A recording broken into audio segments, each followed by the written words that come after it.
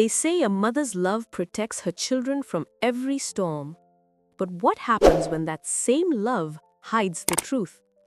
This is the story of Ngozi, a Nigerian mother who carried a secret for 20 years.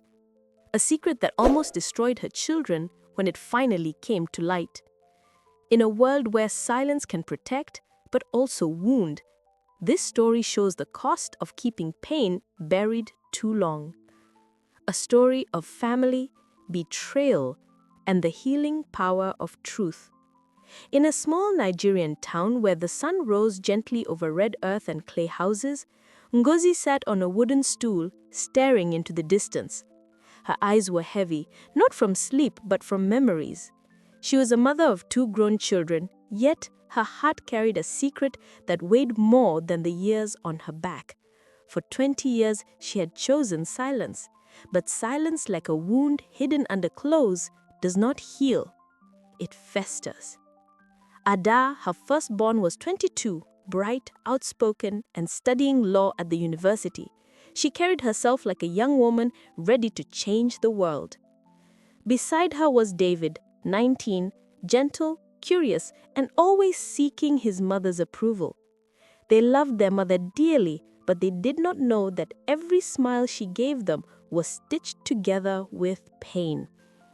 The town was alive that morning. Roosters crowed, traders opened their stalls, and children ran barefoot in the streets. But inside Ngozi's compound, silence sat heavier than the heat. Adan noticed it first. "Mama, you've been distant. Is something wrong?" she asked. Ngozi forced the smile and shook her head, but her silence carried the weight of thunder waiting to break. 20 years earlier, Ngozi had been a young bride. She had married Chike, a handsome man with charm in his voice and ambition in his eyes. But Chike's charm hid a violent temper. One night, an argument had turned brutal. Ngozi had fled into the rain, clutching baby Ada in her arms, and she never returned. From that night, her silence began. She never told her children about their father. One humid evening, the silence cracked. Ngozi was cooking yam porridge when a knock came at the gate. David opened it, and standing there was a tall man with streaks of gray in his beard, Chike, the father they never knew. His eyes darted between the grown children and Ngozi. Ada felt her heart pound. David's mouth hung open. Ngozi froze, the wooden spoon slipping from her hand. "Who is this man?" Ada demanded. Ngozi's lips trembled. For 2 decades, she had rehearsed explanations, but now in front of her children, words felt like broken glass. "This is your father," she whispered. The room fell silent, except for the yam porridge boiling on the fire. Ada's face burned red. "Father, after 22 years, you bring this stranger into our lives." Her voice shook with fury. David looked at his mother, then at Chike. Confusion painted across his young face. Ngozi could not speak.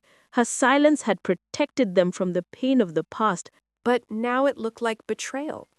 Chike stepped forward, his voice rough yet pleading. "I made mistakes, but I want to make things right. I want to know my children." Ada's laugh was bitter. "You want to know us? After abandoning Mama? After all the years she raised us alone?" Chike bowed his head, shame darkening his eyes. For the first time in decades, Ngozi saw regret in him. That night, when the children had gone to bed, Ngozi sat alone by the fire. Tears ran freely. Her silence had been her shield, protecting her children from the cruelty of their father.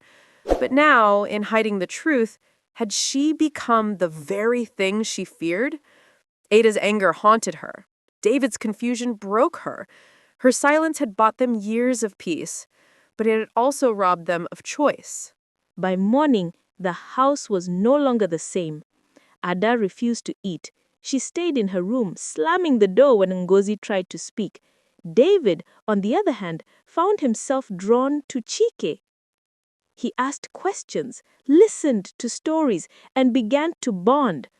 Ngozi watched in silence as the children she had fought to protect were being pulled apart, one clinging to her, the other reaching for the father she despised. News traveled fast in the small Nigerian town. By midday, neighbors whispered outside the compound, "Chike has back. After 20 years, he has returned to claim what he left behind." Some shook their heads in pity for Ngozi, others in curiosity. The weight of judgment pressed on her like a stone. Ada stormed into the sitting room, her books clutched to her chest. "Mama, why didn't you tell us? Do you know what it feels like to discover that your entire life is a lie?" Her voice cracked. Ngozi reached out, but Ada pulled back. "You should have trusted us with the truth." Meanwhile, David sat with Chike under the mango tree. His young eyes shone with curiosity. "What was Mama like when you first met her? Why did you leave?" Chike sighed, rubbing his forehead. "I was foolish, son. I let anger rule me. I lost everything because of it." His voice trembled with regret. Ngozi watched from the window, her heart breaking. One child despised Chike, the other was slowly bonding with him. She felt like a rope in a tug of war, pulled apart by the choices she had made in silence. That evening, Ngozi gathered everyone in the sitting room. Her voice shook, but her eyes were steady. "For 20 years, I carried this secret. I thought silence was love. I thought it was protection. But I see now that silence also wounds. Tonight, I will tell you everything."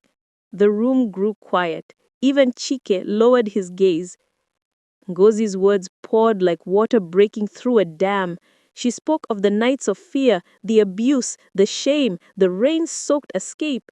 She described how she swore never to let her children know pain. Tears flowed freely from her eyes as she confessed the cost of her silence. Ada wept openly. Her anger melted into sorrow as she listened. "Mama, you went through all that, alone," she whispered. David's eyes filled with tears too. He looked at his father with new pain. "Is this true?" Chike bowed his head, unable to deny it. For the first time, Chike's voice broke. "I was young, arrogant, and cruel. I cannot undo the past, but I beg for forgiveness. If not from Ngozi, then from my children. Let me spend the rest of my days making amends." His tears fell into the dust, soaking into the earth. Ada stood trembling. "Forgiveness isn't cheap. You can't walk in after 20 years and expect us to embrace you." Her words were sharp, but her eyes betrayed the storm within. The battle between justice and compassion raged in her chest. Ngozi reached for Ada's hand. "Daughter, forgiveness is not for him. It is for us. We cannot heal if we hold on to bitterness. I stayed silent for too long and it nearly destroyed us. Don't let anger finish what silence started." Her voice was heavy, yet full of love. David rose slowly and stood between his parents and sister. "We can't change the past, but maybe we can choose the future. Maybe that is what healing looks like." His voice carried the wisdom of someone who had seen enough pain for a lifetime. Word reached Elder Okoro, who called a gathering.